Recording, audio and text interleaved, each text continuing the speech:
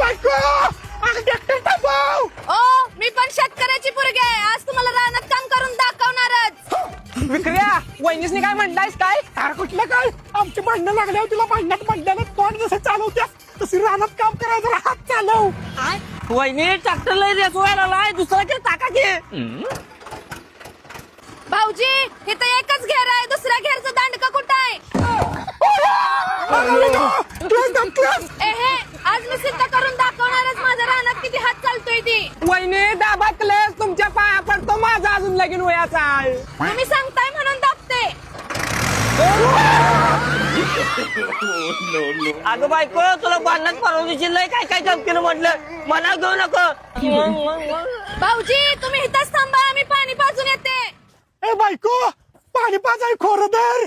ओ मी रानात पाणी पाजणार नाही.